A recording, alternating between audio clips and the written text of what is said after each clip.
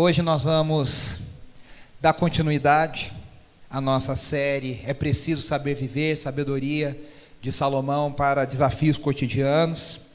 E hoje nós vamos falar sobre esse tema. Deixa a vida, a gente sai de louvor abençoado e vamos para o irmão Zeca Pagodinho, deixa a vida me levar, o perigo de viver sem planejamento. E como é importante nós entendermos a vontade de Deus, como nós agimos debaixo da vontade de Deus, se nós entendemos que existe tal coisa chamada vontade de Deus, essa força no universo, e como que a gente se planeja e se programa e vive debaixo dessa vontade a partir de Eclesiastes e a partir de Provérbios. É interessante, Andressa, pega para mim aqueles livros, eu esqueci, por favor.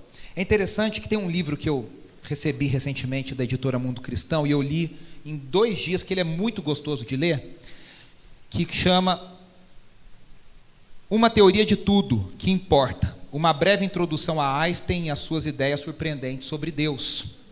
E é muito interessante, é do Alistair McGrath, que é um dos meus autores favoritos, que é teólogo e doutor em física, em ciência, não sei do que. O cara é um crânio, ele é biógrafo, teólogo sistemático, e além de tudo tem tempo de fazer PhD em física, em ciência, não sei da onde, é um gênio.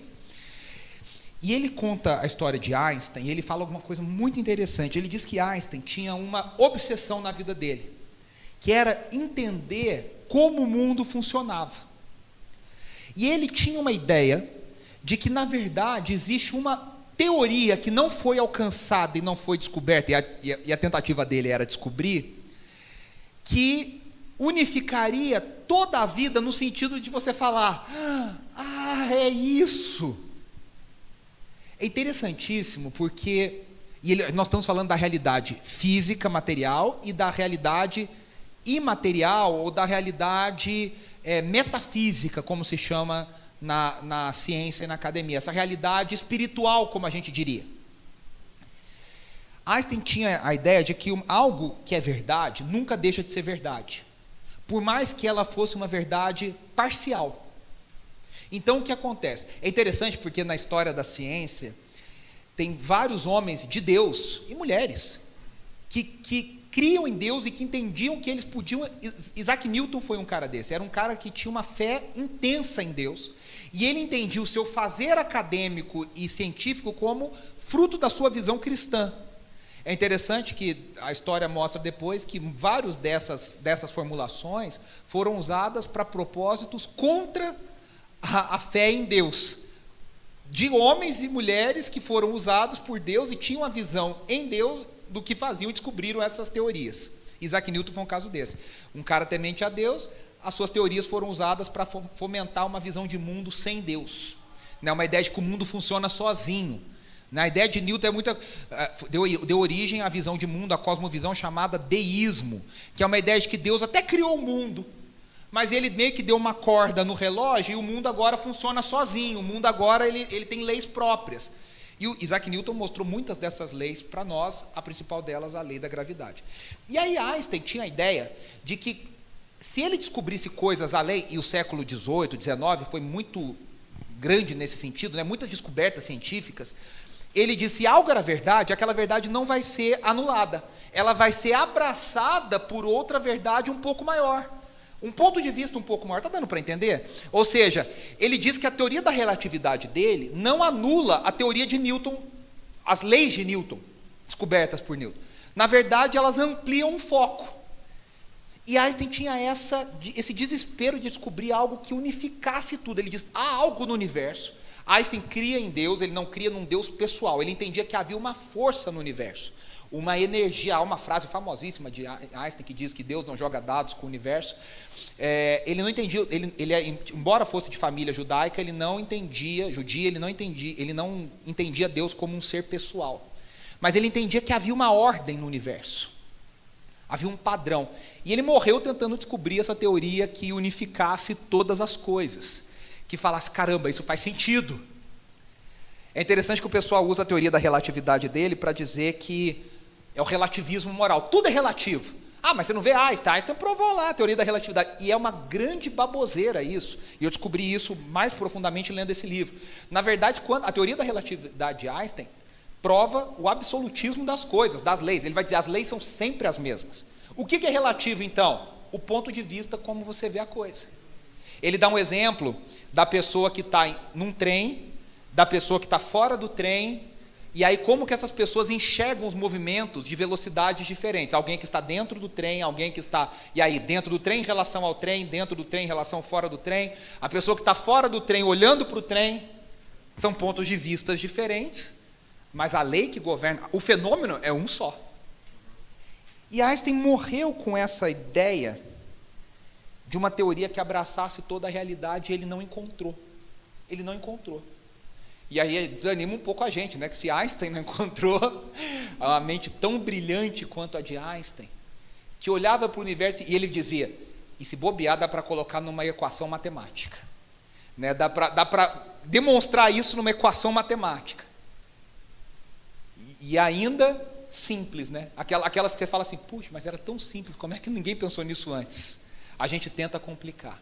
Eu queria começar com essa abertura e dar essa dica dessa leitura desse livro para vocês, se vocês quiserem ler. Eu vou tentar conseguir para a nossa livraria.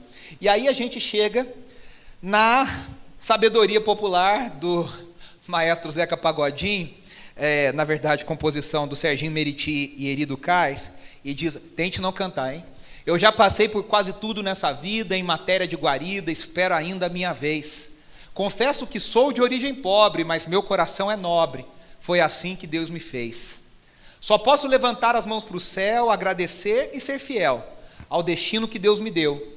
Se não tenho tudo o que preciso, com o que eu tenho eu vivo, de mansinho lá vou eu. E aí o terceiro verso diz, se a coisa não sai do jeito que eu quero, também não me desespero, o negócio é deixar rolar. E aos trancos e barrancos lá vou eu sou feliz e agradeço por tudo que Deus me deu. E o grande coro conhecido no Brasil, deixa a vida me levar, vida leva eu, deixa a vida me levar, vida leva eu, deixa a vida me levar, vida leva eu, sou feliz e agradeço por tudo que Deus me deu. É interessante que o samba, isso aqui é um pagode, fruto do, consequência do movimento do samba. O samba e o pagode, eles têm, o pagode um pouco menos, mas o samba mesmo, ele tem a característica de falar de temas do cotidiano, né, de um jeito muito engraçado, de um jeito muito legal, de um jeito bem-humorado. Da realidade do trem que você pega, da realidade da roda de amigos, da realidade do casal brigando. O samba tem essa característica de falar do dia a dia, de falar do cotidiano das pessoas. Talvez, se Eclesiastes fosse música, talvez seria um samba, né? Talvez fosse um bom samba para contar da realidade do mundo, para contar da realidade da alma das pessoas, para contar da realidade do que está por trás. E essa música, né, por mais que ela tenha, você fala, poxa, mas ele fala de Deus, né? Ele fala aqui, né? Poxa, eu sou feliz e agradeço por tudo que Deus me deu. Mas ao mesmo tempo o que fica da música é a bendito do coro que diz, deixa a vida me levar, vida leva eu. Que traz uma ideia muito forte. Tudo bem, você vai falar, ele entende que Deus está no controle. Até acho que tem essa perspectiva na canção. Mas fica muito mais uma ideia também de um acaso, de um destino que vai me guiando, que vai me levando, e eu vou vendo o que vai dando, vamos ver o que a vida reserva. Já cantaria outra banda do cenário nacional, o acaso vai me proteger, né? Enquanto eu andar distraído. Quem me protege é o acaso, a vida, que é essa coisa maluca. As pessoas olham para o universo, olham para o mundo e não encontram sentido. A gente viu que o próprio mestre Salomão, o Kohelet, fala, que sentido há para tudo que o homem faz debaixo do sol? E a gente para pensar e muitas vezes nós somos tentados a achar que a vida não tem sentido. Que a gente vai olhar para as coisas e são acasos. Eu nunca me esqueci, eu só vi esse filme uma vez na vida, mas eu nunca me esqueci de uma parte do o curioso caso de Benjamin Button com o Brad Pitt. Você lembra do caso que ele nasce velho e vai ficando jovem? Que tem uma cena lá, a cena já é um filme que já passou alguns anos, eu não estou dando spoiler para ninguém, cá entre nós, né? Passou, já a mulher sofre um acidente, vocês lembram dessa cena? E aí ele fica muito triste e tal, e aí eles falam assim, a vida é uma sucessão de momentos.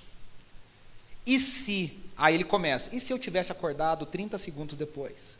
E se o sinal tivesse fechado, eu tivesse que esperar? Você já parou para pensar quantos e se's nós temos no nosso dia a dia? Quantas decisões, se a gente pega essa rua, se a gente pega a outra, se a gente atravessa, se a gente não atravessa, se está olhando para o celular, se não está olhando para o celular, são milhões de fatores que para alguém um pouco maníaco por controle fica maluco, porque a gente não tem controle de nada. É muito fácil a gente olhar para o mundo e para a realidade e achar que as coisas não têm sentido mesmo, que é um bando de acaso, a vida vai se batendo lá, os dados vão se jogando e vão as bolinhas se mexendo e o sorteio vai saindo ao acaso e fui premiado. Quantas pessoas você já ouviu falando isso, né?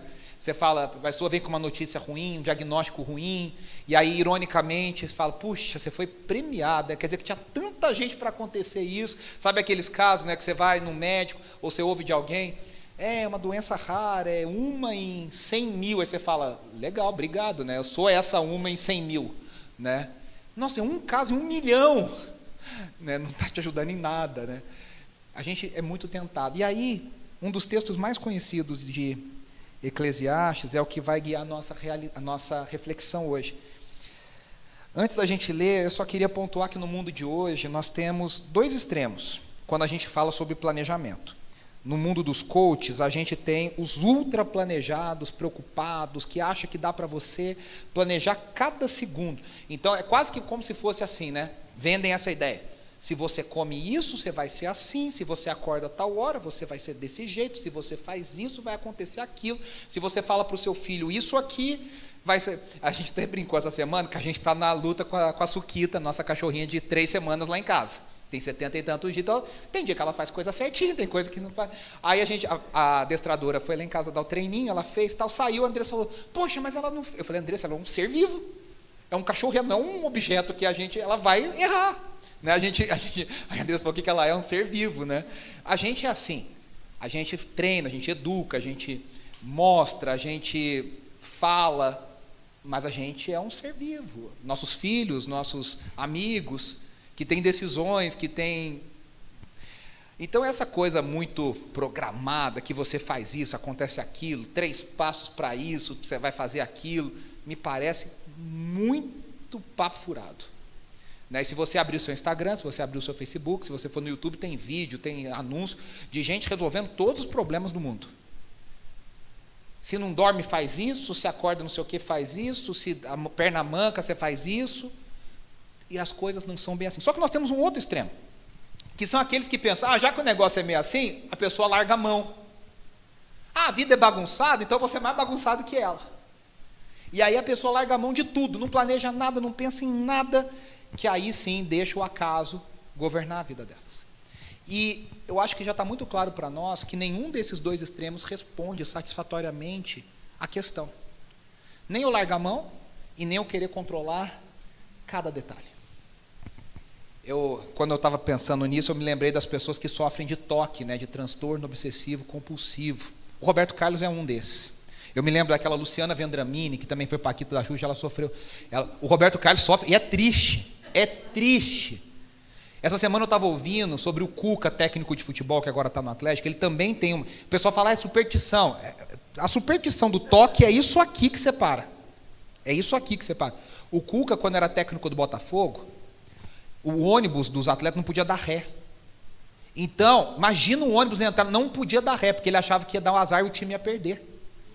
Então, não podia. O Roberto Carlos, os camarins dele, todos têm 2 portas, porque ele tem que sair por outra porta que não é a porta que ele entrou. Ele não entra, ele não sai pela porta que ele entrou. O prédio que ele construiu aqui na Juscelino não tem o 13º andar. Pula do 12º para o 14º. A gente ri, a gente acha engraçado, que é engraçado, que você fala, mano, que pessoa doente. Só que é uma doença da alma. A Luciana Vendramini, uma vez, deu uma entrevista para a Gabi, para a Marília Gabriela, e ela falou que ela tomava 32 banhos por dia. Ela saía do banho, ela se limpava porque ela já achava que tinha germe, que estava... Numa época de pandemia, você imagina como essas pessoas sofreram. de achar que estavam contaminadas, que tal. E aí você percebe que a gente não controla nada. Mas, de novo, a resposta não é largar a mão. Qual é a resposta, então? Se eu não controlo tudo, e eu vou ficar maluco se eu tentar, se eu não posso largar a mão, o que eu faço? E aí a gente chega no famoso texto de Eclesiastes, capítulo 3, que diz: para tudo há uma ocasião, e um tempo para cada propósito debaixo do céu. Tempo de nascer e tempo de morrer. Tempo de plantar e tempo de arrancar o que se plantou. Tempo de matar e tempo de curar. Tempo de derrubar e tempo de construir. Tempo de chorar e tempo de rir. Tempo de prantear e tempo de dançar. Tempo de espalhar pedras e tempo de ajuntá-las. Tempo de abraçar e tempo de se conter. Essa aqui a gente está vivendo exatamente esse agora. Tempo de procurar e tempo de desistir. Tempo de guardar e tempo de lançar fora. Tempo de rasgar e tempo de costurar. Tempo de calar e tempo de falar. Tempo de amar e tempo de odiar. Tempo de lutar e tempo de viver em paz. O que ganha o trabalhador com todo o seu esforço? Tenho visto o fardo que Deus impôs aos homens. Ele fez tudo apropriado ao seu tempo, também pôs no coração do homem o anseio pela eternidade. Mesmo assim, este não consegue compreender inteiramente o que Deus fez. Descobri que não há nada melhor para o homem do que ser feliz e praticar o bem enquanto vive. Descobri também que poder comer, beber e ser recompensado pelo seu trabalho é um presente de Deus. Sei que tudo o que Deus faz permanecerá para sempre. A isso nada se pode acrescentar e disso nada se pode tirar. Deus assim faz para que os homens o temam.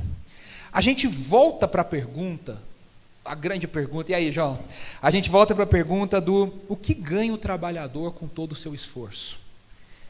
E aí a gente vai falar sobre o perigo da procrastinação e o perigo da total falta de planejamento. Porque à primeira vista esse questionamento pode parecer uma justificativa para o absurdo de tentar planejar alguma coisa. Você fala, nessa vida maluca, parece que Salomão está falando isso, aqui nesse 3:9, lá no 1:3. O que ganha? É a mesma pergunta. O que ganha a pessoa fazendo algo debaixo do sol? E aí você fala, é mesmo, você tem razão. A vida é doida, a vida é maluca, eu estou desistindo. Vamos vivendo, o que a vida me der, eu estou aceitando. Que é o que ele é o retorno a esse início, mas do livro, né? Mas não é isso que a sabedoria de Deus nos ensina. O fato de buscar entender a soberania de Deus sobre o tempo nunca vai anular a necessidade de nós também precisarmos nos planejar. O fato da gente entender que a vida, na perspectiva debaixo do sol, é essa loteria do acaso, e na nossa perspectiva acima do sol, cristã, ela é controlada por Deus, em nenhum momento, você não encontra na Bíblia, em nenhum lugar Deus falando, olha, eu controlo tudo, descansa e não faça nada. Fica aí sentado e curtindo a vida. Tinha um filme dos anos 80, Cringe, curtindo a vida adoidado, né? Curta a sua vida adoidado, senta aí que eu estou cuidando de tudo. Você não encontra isso. O fato de Deus governar o mundo não nos exime de responsabilidade de fazermos a nossa parte. A grande questão é qual é a nossa parte, como que a gente entende a nossa parte. E aí, então, a gente já estabelece aqui, procrastinar e não planejar não é uma opção. Olhar para essa realidade e dizer, não vou fazer nada, porque é muito mais preguiça da nossa parte, desculpa da nossa parte, do que uma visão cristã sobre o assunto. Então a gente já tirou isso. E aí a gente descobre a frase, há um tempo para cada propósito. E o que significa isso? Esse é um dos trechos mais conhecidos da Bíblia, citado por pessoas que nem leem a Bíblia. Mas é um dos textos mais mal interpretados da Bíblia, porque a gente coloca ele como se fosse assim, uma série desses eventos que podem acontecer e podem não acontecer, há tempo para isso, há tempo para aquilo, dentro disso que eu estou falando, né? É a ideia de que um dia você foi sorteado e é tempo de chorar, e é tempo de, é como se fosse uma sucessão de fatos, e não é isso que Salomão está dizendo. Salomão está listando todos esses fatos, e ele lista 14 duplas em 7 versos, e ele usa extremos, se vocês prestarem atenção, há tempo de nascer e há tempo de morrer. Vou dar um exemplo que esse aqui é o mais fácil. A vida não é nem nascimento e nem morte. Cá entre nós, a vida começa num instante de nascimento e termina num instante de morte. Na verdade, a vida ocorre entre o que acontece entre nascer e morrer. Aqui, vamos pegar outro. Ele fala, por exemplo, há tempo de chorar e tempo de rir. Cá entre nós, a gente chora relativamente até pouco, mas ri também pouco. A vida não é chorar e rir, é o que acontece entre essas duas coisas.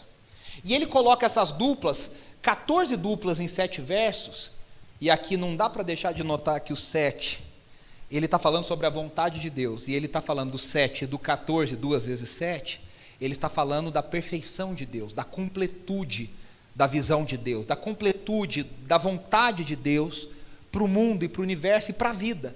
Como Deus olha para a vida, e a gente lembra, ecoa Gênesis, e tudo que Deus criou, Gênesis 1, tudo que Deus criou, ele disse, e viu que era bom. Então, plantar e colher, nascer e morrer, chorar e rir, juntar pedra e espalhar pedra, tudo isso que acontece nesse intervalo, que a gente chama de vida, Deus olhou e em algum momento ele disse, isso é bom. Claro, ao pecado. E nós já temos falado como o pecado tem afetado a realidade debaixo do sol. Como na semana passada nós falamos, como a natureza geme, esperando ser curada desse grande mal, dessa grande doença, que é o pecado e que é a queda. E aí, o Kohelet, na verdade, não está descrevendo uma série de coisas. Ele está colocando o seguinte: Deus tem um plano para todas as coisas. O nascer e o morrer estão na mão de Deus. O plantar e o colher estão nas mãos de Deus. O juntar a pedra e as espalhá-las está na mão de Deus. O abraçar e o se conter está nas mãos de Deus. Os dias bons e os dias pandêmicos estão nas mãos de Deus. Todas as coisas estão debaixo da mão de Deus. O tempo pertence a Deus. Quando a Rebeca nasceu em 86, quando eu nasci em 85, meu pai não tinha câmera filmador, mas em 86 já existia. Você vê como é que de um ano para outro mudou a coisa.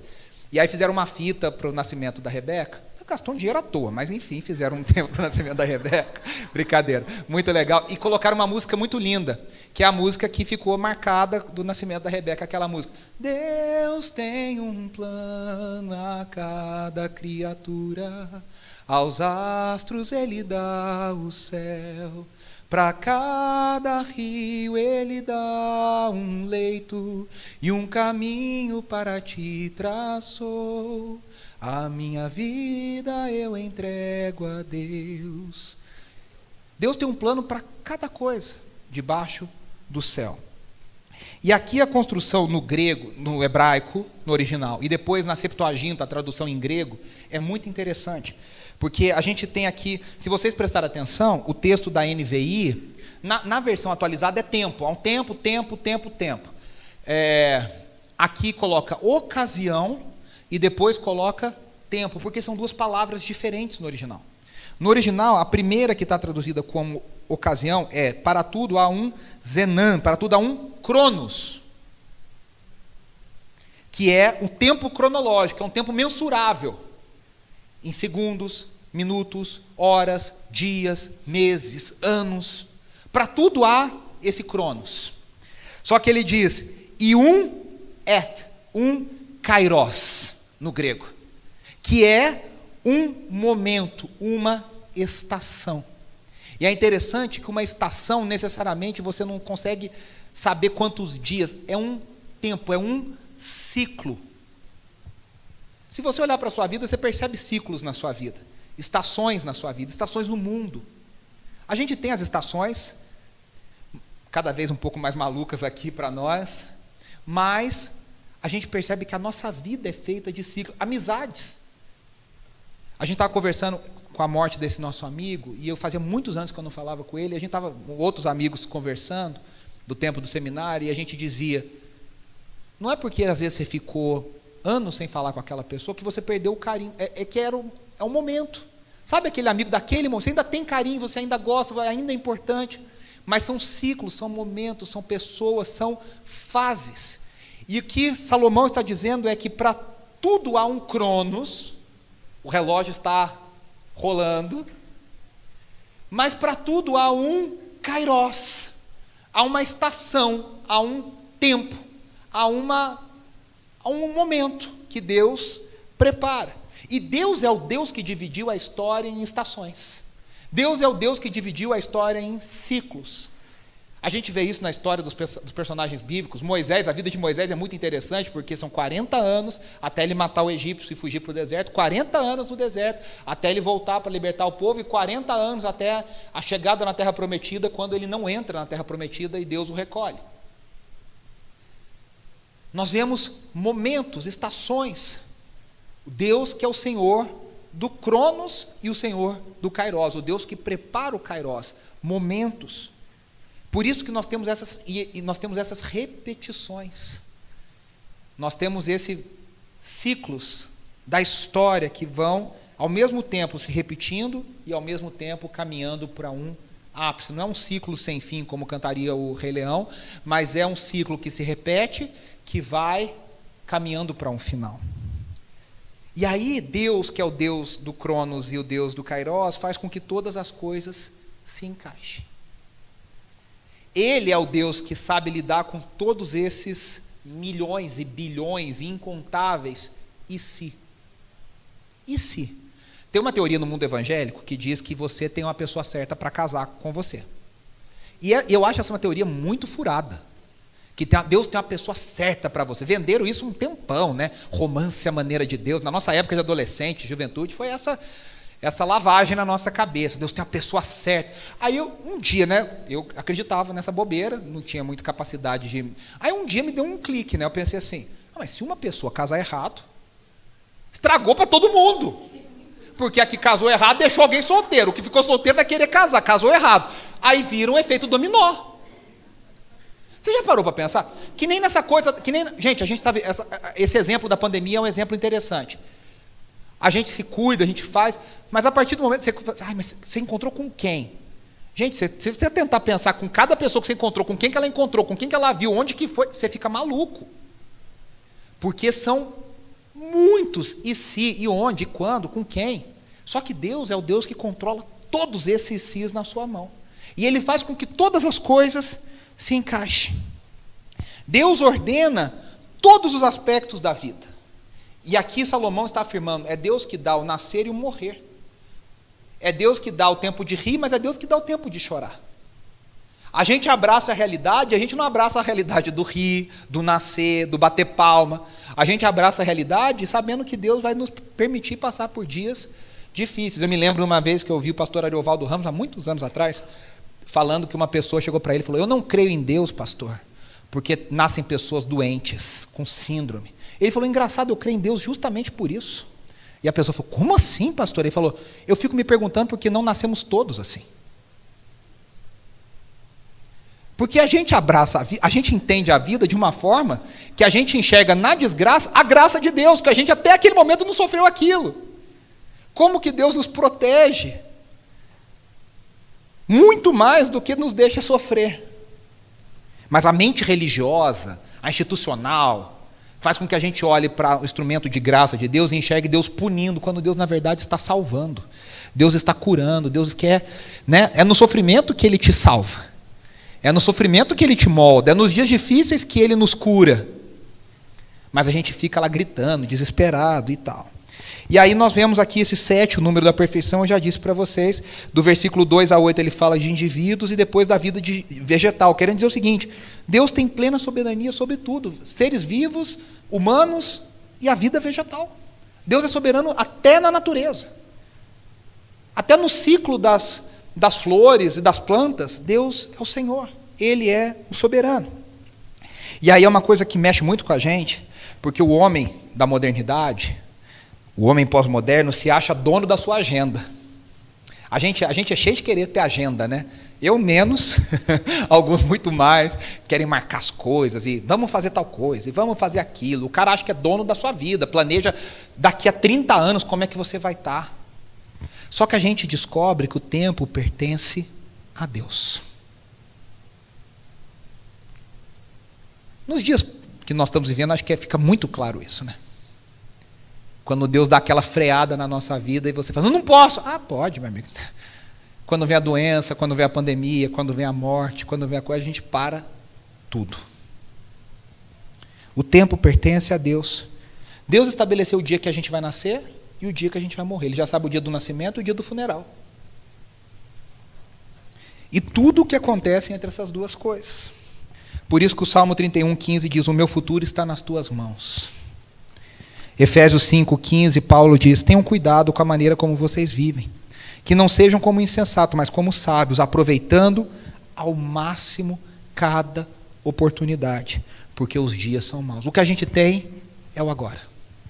O que Deus nos deu é o hoje. O Gerson Borges canta uma música tão bonita com Paulo Nazaré, né, Stanley? Hoje, porque só tenho hoje, hoje aqui agora, o já, hoje eu vou cuidar do meu hoje, porque o amanhã eu sei que Deus cuidará. Hoje é o que Deus nos dá. Eu me lembrei de uma outra música de um amigo querido, Estênio Márcios, gênio. E vê se não parece a nossa vida, diz assim, ele compara Deus a um grande tapeceiro, ele diz assim, tapeceiro, grande artista vai fazendo o seu trabalho. Incansável, Deus, paciente no seu tear. No tear somos nós, hein? Depois vocês escutam João Alexandre cantando essa música. Tapeceiro, não se engana, sabe o fim desde o começo. Trança voltas, 1000 desvios, sem perder o fio. A minha vida é obra de tapeçaria, é tecida de cores alegres e vivas, que fazem contraste no meio das cores, nubladas e tristes. Se você olha do avesso, nem imagina o desfecho, mas no fim das contas, tudo se encaixa, tudo se explica, tudo coopera para o meu bem. Quando se vê pelo lado certo, muda-se logo a expressão do rosto. Você imagina, você vê a tapeçaria do lado ao contrário, você fala, que coisa estranha, que coisa feia. Quando vira... Sabe aqueles vídeos no YouTube de artistas que começam a pintar, você não entende nada que o cara está fazendo, um monte de rabisco, joga tinta aqui, passa a mão ali, faz não sei o que. Já viram esses vídeos? Live paint, né, que o pessoal fala. E aí, de repente, a imagem vai aparecendo. Porque o artista, o tapeceiro, o pintor, ele sabe o fim desde o começo. Aí ele diz, obra de arte para a honra e glória do tapeceiro. E aí é interessante que o Eclesiastes diz, o sábio, o mestre diz, que Deus que é o Senhor do Cronos e o Deus que é o Senhor do Kairos, se você prestou atenção no que a gente leu, ele diz, colocou, olha aqui, ele diz assim, ó, ele fez tudo apropriado ao seu tempo, também pôs no coração do homem o anseio pela eternidade. O Deus que criou o tempo, colocou em nós um desejo para viver fora do tempo. Por isso que nós temos esse desejo de transcender. Nós temos o desejo de deixar um legado, nós temos o desejo de contar uma história, de viver uma história, de nos conectarmos nessa grande história de Deus. Calvino chamaria isso de sensus divinitatis. É o senso de Deus, é quase como uma ideia de que há algo no universo que eu preciso me conectar, que eu preciso transcender, que eu preciso entender, que eu preciso me fazer parte disso. O Don Richardson, autor famoso, escreveu um livro, depois escreveu outro chamado, uma coisa que ele identificou como missionário transcultural, chamado Fator Melquisedeque. É do Don Richardson, né? Tá certo. Que ele está querendo dizer o seguinte, todas as culturas têm uma ideia de salvação, todas as culturas têm, às vezes não é como a nossa, às vezes em algumas culturas, por exemplo, no livro tem essa história, que ele contou numa tribo lá que ele evangelizou, sobre Judas traindo Jesus, e as pessoas gostaram mais de Judas do que de Jesus, porque naquela tribo trair era legal. E aí ele falou, essa história está errada, porque o pessoal gostou mais de Judas. E aí ele precisou contar a história do evangelho de outro jeito. O Ronaldo Lidório tem dezenas de histórias sobre isso, das tribos que ele evangelizou na África, os concombos, nas tribos que ele evangelizou nos ribeirinhos. Mas eles dizem, todas as culturas da terra têm uma noção de salvação, têm uma noção de transcendência, todas as culturas da história têm uma noção sobre o Deus e como a gente se conecta com esse Deus, e como esse Deus faz, o que esse Deus gosta, porque nós temos isso, porque Deus colocou no homem, e aqui não é no homem cristão, não é na mulher cristã, Deus colocou na humanidade um senso de eternidade. Nós ansiamos por algo além do tempo, transcender o tempo. Por isso que a gente se angustia com a passagem do tempo, por isso que a gente se angustia com a falta de propósito, por isso que a gente se angustia com a velhice. A tia de um amigo meu diz, ainda é viva, que a velhice é uma ilha cercada de morte por todos os lados. E ela falava, eu não quero ficar velha, né? Ela está ficando, graças a Deus está permitindo. Mas é isso, por isso essa angústia da finitude, do acabar. Por isso que a gente escreve tanto sobre, fazemos tantos filmes sobre viajar no tempo, sobre transcender galáxias, porque a gente tem em nós esse anseio pela eternidade. Só que, quando a gente está longe de Deus, a gente procura substitutos para isso. O James Smith vai dizer que a gente tem aquela ideia do reino de Deus. E esse senso do reino, que é o senso da eternidade, se ele não for bem trabalhado, ele vai nos guiando para falsos reinos. E aí é tudo que a gente tem falado. A gente constrói no trabalho, a gente constrói na família, a gente quer construir com dinheiro, a gente quer construir com sexo, a gente quer construir com poder. A gente vai transformando esse desejo de ter uma vida que se encaixe nesse grande plano, nessas coisas idólatras. E aí, a grande pergunta que fica para nós é qual que é a chave para entender esse plano? E a chave está aqui, ó. Deus assim faz para que os homens o temam. Nós falamos isso na primeira mensagem, e eu volto a dizer, a grande chave para a sabedoria de Deus é o temor do Senhor. O temor do Senhor. E aí eu quero ler um trecho com vocês de Provérbios, capítulo 3, a gente sai de Eclesiastes 3 e vem para Provérbios 3. E tem alguns conselhos aqui de Salomão para nós, para a gente entender como a gente tem que fazer. Ele diz, confie no Senhor de todo o seu coração, não se apoie em seu próprio entendimento, reconheça o Senhor em todos os seus caminhos, e Ele endireitará as suas veredas. Não seja sábio aos seus próprios olhos, tema ao Senhor e evite o mal. Aqui fica um aviso para nós, não sejamos sábios aos nossos próprios olhos. Quando a gente reconhece tudo isso, que Deus é tudo isso, que Deus encaixa tudo isso, que Ele é o grande tapeceiro, que Ele é o dono do tempo, que Ele é o dono do Cronos, que Ele é o dono do Kairos, que Ele tem um propósito para todas as coisas. A primeira coisa que a gente tem que entender, não sejamos sábios aos nossos próprios olhos. E aqui o problema é o contrário da procrastinação e da preguiça e da falta de planejamento. É o contrário da falta do deixa a vida me levar. Aqui é o excesso de planejamento. Se eu entendo que Deus é o Senhor da história, quando eu tenho um excesso de controle, gente, vamos dar o nome correto, isso é pecado.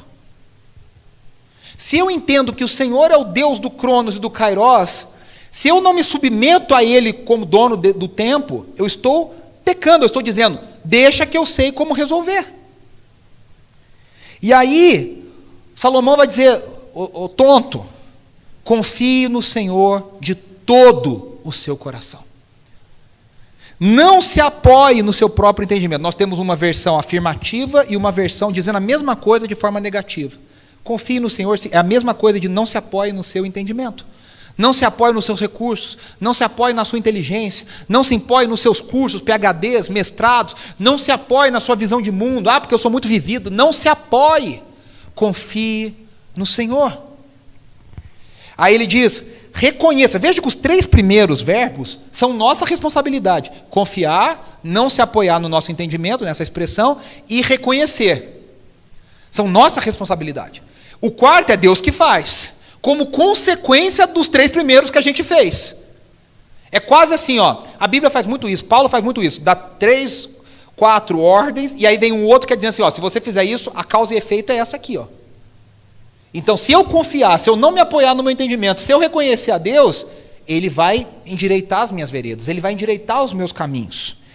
Então, eu confio no Senhor, eu não me apoio na minha perspectiva limitada. Lembra de Isaías? Eu tenho pensamentos muito maiores que os de vocês. Quem pode, Romanos 11, quem pode conhecer a mente do Senhor? E aí eu reconheço que engraçado que esse termo reconhecer é o termo conhecer, que na Bíblia é usado para a intimidade do casamento. Homem e mulher tendo relações sexuais. A Bíblia fala que se conheceram, né? Conheceu a nudez, conheceu o seu marido. É esse conhecer, é essa intimidade. Reconheça a Deus, veja a Deus nas coisas. E o que Deus vai fazer? Ele vai endireitar os nossos caminhos. Sabe o que é isso? Ele vai aplanar o caminho, ele vai abrir as estradas, ele vai tirar os troncos, ele vai tirar as curvas, ele vai preparar o progresso, o caminho, ele vai preparar que você progrida, para que você progrida.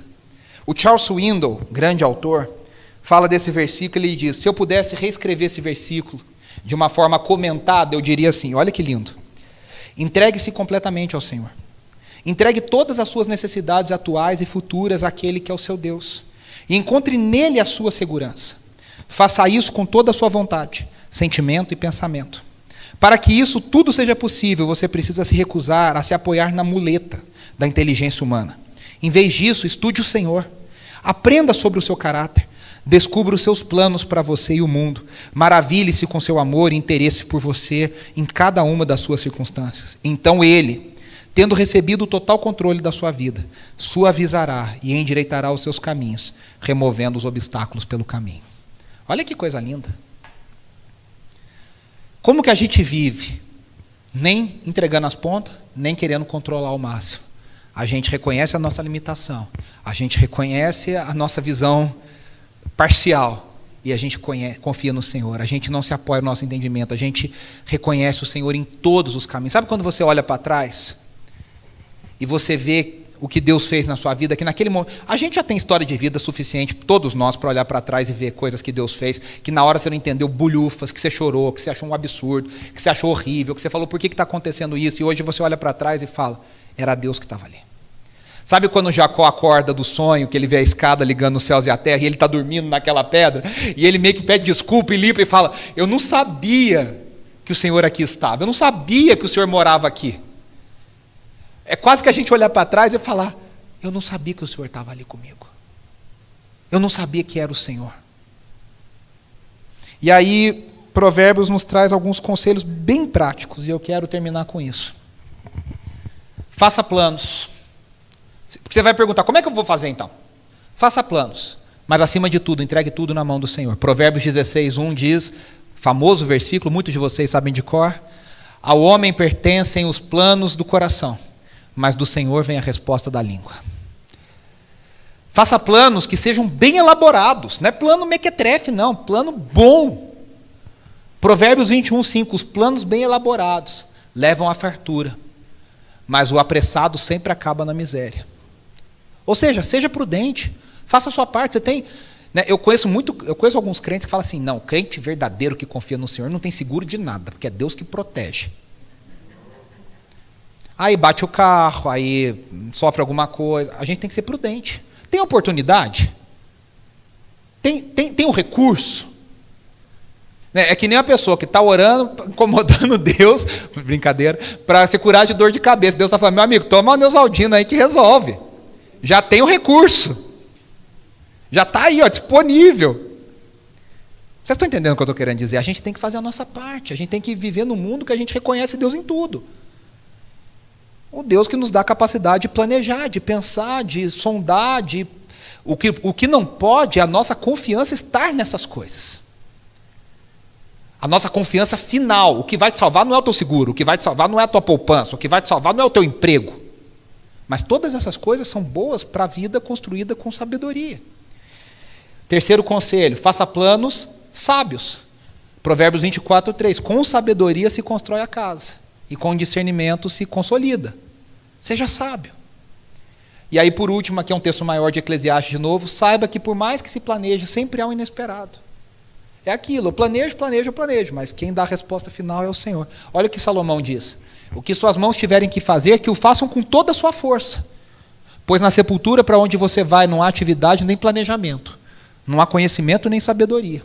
Percebi ainda outra coisa debaixo do sol. Os velozes nem sempre vencem a corrida. Os fortes nem sempre triunfam na guerra. Os sábios nem sempre têm comida. Os prudentes nem sempre são ricos. Os instruídos nem sempre têm prestígio, pois o tempo e o acaso afetam a todos. Além do mais, ninguém sabe quando virá a sua hora. Assim como os peixes são apanhados numa rede fatal e os pássaros são pegos num laço, também os homens são enredados pelos tempos de desgraça que caem inesperadamente sobre eles. A gente planeja, a gente faz a nossa parte, a gente faz com sabedoria, a gente faz com afinco. Mas, em última instância, a gente sabe que a resposta final vem do Senhor. Eu queria concluir aqui pensando em Jesus, o Senhor que vive acima do sol, que veio acima do sol, o dono do tempo. Tem uma música do Baruch que fala Senhor do tempo. Ele que é o Senhor do tempo. Ele entrou no tempo para possibilitar que a gente viva a vida agora acima do sol, que a gente transcenda, que a gente tenha eternidade, que a gente receba a eternidade. Na verdade, num conceito bem assim, seria uma imortalidade, né, João? Porque a eternidade a gente não tem começo. A gente tem começo, mas a gente não vai ter fim. Em Cristo. E é interessante pensar que Cristo veio na plenitude dos tempos. A gente chama ou seja, todo o ambiente histórico foi preparado. Tudo foi. Cristo veio na primeira vez no momento certo. Olha que foi prometido lá em Gênesis 3:15, lá no Éden.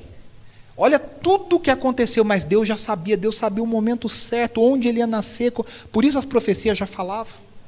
Por isso as profecias já contavam. E Cristo vai voltar. E para nós parece que demora. Tem uma música do Arautos do Rei que fala, né? Ainda que demore, ou mesmo que pareça, eu não me esqueci. O Prisma também canta essa música. Eu não me esqueci de ti. Cristo é o Senhor do tempo. Ele veio uma vez na plenitude dos tempos. E ele voltará outra vez no tempo perfeito, no chamado último dia, no dia do Senhor. Mas fico alerta. Quando eu era criança, eu tentei dar essa desculpa, sabe? Quando eu tinha uns 9, 10 anos, eu tentei ver se colava, não colou um dia, meu pai e minha mãe não aceitaram, que eu falei, Jesus vai voltar. Tinha umas fitas do Benny Hinn que falava que Cristo estava voltando naquele momento. A Rebeca lembra muito bem disso, a gente ouvia lá. Cristo está voltando, vai voltar nos próximos anos. Era um desespero. Eu falava, se ele está voltando, não vou para a escola. Tem muito, a gente está rindo, mas tem relatos históricos de comunidades que falam, Cristo está voltando, larga tudo, não casem, não façam, não tenham filhos, porque Cristo está voltando. A Bíblia nunca nos encoraja a isso. Eu quero terminar com essa palavra. A gente tem que viver a nossa vida confiando em Deus, sabendo que o dia final está na mão do Senhor. A gente vive não sabendo. E aí me pega a parábola dos talentos, e eu encerro com isso. O espertinho que recebeu menos falou assim, o senhor é muito bravo, eu sabia que o senhor ia voltar, ia brigar comigo, então está aqui, enterrei e não fiz nada. Esse foi o único condenado. Deus, quando ele olhar para nós e ele voltar, ele vai querer saber como que nós gerenciamos o nosso tempo, como que nós lidamos com os nossos recursos, e o tempo é o maior recurso que a gente tem. Como que a gente investiu tudo que ele nos deu? Como que a gente se planejou? E já te garanto que essa desculpa, mas é que eu sabia que o senhor ia voltar, então estava esperando, estava aqui orando. Não vai colar. A gente precisa de sabedoria para viver a vontade de Deus na terra, como ela é feita nos céus. Amém?